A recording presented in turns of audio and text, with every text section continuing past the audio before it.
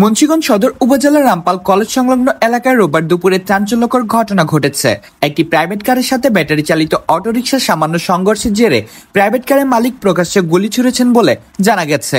এই ঘটনায় কেউ গুলিবিদ্ধ না হলেও 3 পুলিশ সদস্য আহত হয়েছেন।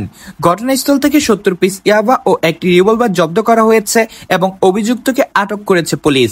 প্রত্যক্ষদর্শী ও পুলিশ সূত্রে জানা গেছে, দুপুর 1:05 রামপাল কলেজের সামনে একটি প্রাইভেট কারের সাথে ব্যাটারি চালিত অটোরিকশার সংঘর্ষ হয়।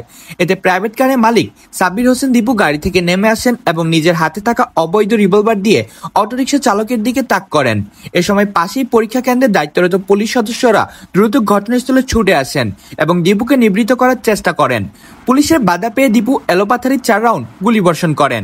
এই গুলিতে কেউ গুলিবিদ্ধ হননি, তবে পুলিশের এএসআই এনামুল সহ 3 পুলিশ সদস্য ধস্তাধস্তিতে আহত হয়েছেন। মুন্সিগঞ্জের অতিরিক্ত পুলিশ সুপার ফিরোজ কবির জানান, ঘটনার পরপরই পুলিশ দীপুকে আটক করে। এ সময় তার প্রাইভেট কার তল্লাশি করে 70 পিস ইয়াবা জব্দ করা হয়। একই সাথে তার ব্যবহৃত অবৈধ রিভলভারটিও জব্দ করা হয়েছে। আটককৃত সাব্বির হোসেন দীপু টঙ্গিবাড়ি উপজেলা বেতকার ছটফটিয়া গ্রামের আবুল কালামের ছেলে।